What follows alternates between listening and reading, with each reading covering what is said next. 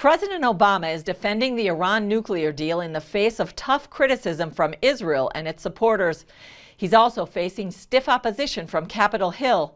Leading lawmakers say the deal is dangerous and should be scrapped. Dale Hurd has that story.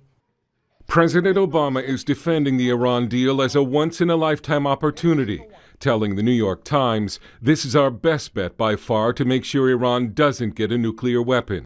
The agreement includes what the White House says would be unprecedented inspections and monitoring of Iran's nuclear facilities for at least 20 years. It would mean Iran will have to roll back its nuclear programs, dismantle equipment, and make sure major plants are only for civilian use. And in exchange, economic sanctions against Iran would be lifted over time. But there's a problem. The deal being described by Washington is not the deal being described by Iran. In fact, Iran has formally complained that the agreement the White House is selling to the world is not what was actually accepted by Iran in the talks. And Israeli Prime Minister Benjamin Netanyahu warns that the deal threatens the survival of Israel. He says he's not opposed to a deal with Iran, but is opposed to a plan that leaves its nuclear program in place and gives it a path to a nuclear bomb.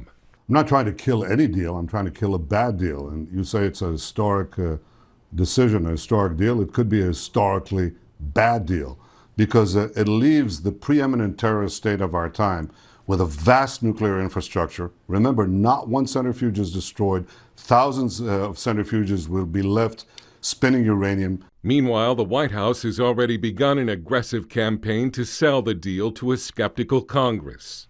Many details are unknown at this point, and so I don't know how anyone could really ascertain whether this is something good or bad yet for the American citizenry. Until they stop their provocative behavior, I think we'd be nuts to give them more money and more capability. President Obama has vowed that Iran will not get a nuclear weapon on his watch.